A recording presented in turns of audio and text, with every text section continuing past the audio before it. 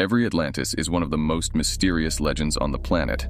Of course, many people believe that the lost city of Atlantis is real, a city that was built and lived in by the gods and goddesses of ancient Greece, along with smarter people than usual.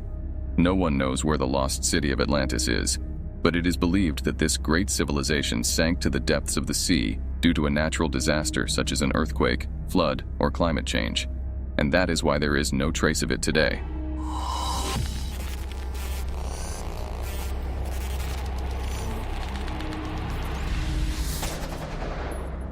Hello my friends, welcome to Medliyn channel. In this video, we want to talk about the lost city of Atlantis, so don't miss the rest of the video. No one has yet managed to discover the city of Atlantis, and we will probably never know in which part of the endless oceans the submerged city of Atlantis rests. Atlantis is a lost civilization whose origins go back to mythological legends. These legends have always attracted mankind, and one of their most important attractions is that no one knows whether they are real or not.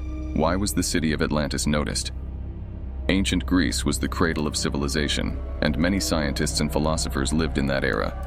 One of the most famous of them was Plato, who worked hard for the development of human civilization and the development of human values. Since Plato was among the trusted people when he spoke about the city of Atlantis, his disciples, who had a large population, accepted his words and passed them on from chest to chest. That is why today, Atlantis is closer to reality than other legends. Plato's disciples and people believed that 9,000 years before their birth, the city of Atlantis existed with a great and advanced civilization. The people of that city were pious people in terms of moral values and had more physical powers than ordinary people. But these people violated these values with the passage of time and the acquisition of great wealth. For this reason, they were angered by the gods, and due to a strong storm and tsunami, this city sank into the depths of the oceans within a day, and today nothing remains of it except memories in mythological books.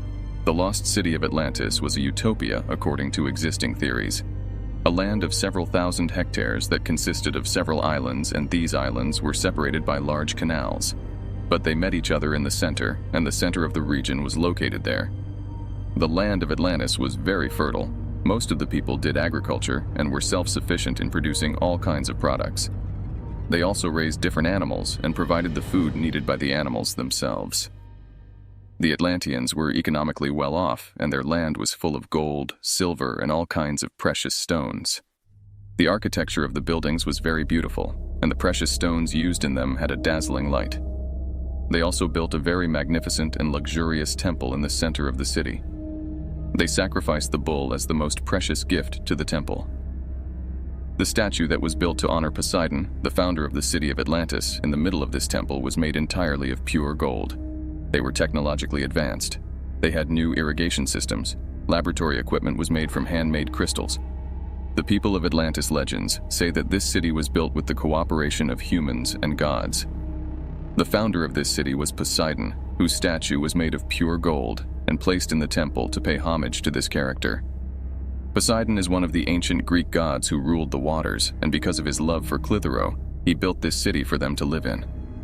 Of course, Clitheroe was not the happiest woman in the world, because later Poseidon imprisoned him due to doubt and fear of his betrayal. The people who lived in the city of Atlantis were beyond ordinary humans. They had more physical strength and even had some supernatural powers. For example, they could control the weather or control volcanoes. They were even able to travel through time and go from place to place. It is interesting to know that there are theories that say that the people of Atlantis were aliens who lived on Mars and came to Earth for a while and settled on this mysterious island. If you liked the video so far, be sure to subscribe to the channel to support me and don't miss the next videos. What is the story of the city of Atlantis? As we said, the god of sea and water, Poseidon, built this city. He traveled a lot to find an area with intelligent people. During his search, he found this place, and having fallen in love with Clito, a girl who lived in that city, he decided to turn it into an ideal city. In this way, he provided wonderful facilities for this city and made it a dreamland. The basis of the culture and civilization of this city was brotherhood and excellent human qualities.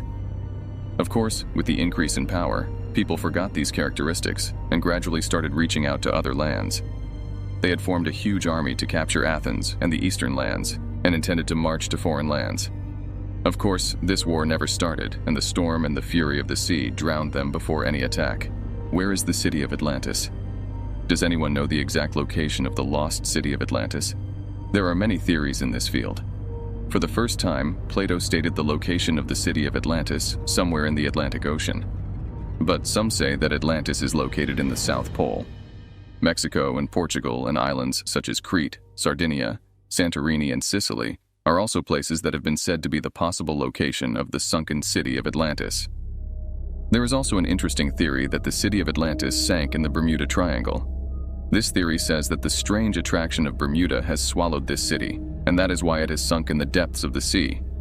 People who believe in this theory say that the main reason for the failure of the compasses and equipment of the ships and planes that went to this area is the supernatural technologies of Atlantis and the countless crystals that were used in this structure. Some trackers have also provided signs of the presence of large pyramidal structures in the depths of the Bermuda Triangle, and this is consistent with the legends we know about Atlantis. Some of the structures of this city were built in the shape of a pyramid. Why did Plato propose the myth of Atlantis for the first time? Plato was one of the great ancient Greek philosophers who had a successful scientific personality in his time. He worked compassionately for the advancement of civilization and tried to make the laws governing human societies use human principles and bring man closer to his original. In many cases, his efforts were fruitless, but he did not stop trying as much as he could. The expression of the theory of the city of Atlantis by this great philosopher goes back to this issue. By expressing the characteristics of this dream city that existed 9,000 years before his era, he wanted to express that human societies can progress and build various facilities for themselves. He wanted to make people understand that people in the society can experience a life full of peace and make the most of the blessings provided to them.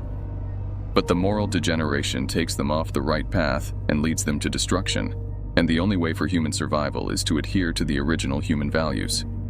Actually, he raised this myth to give lessons to his followers, but this myth became more popular every day, and many people believed it. Does Atlantis exist?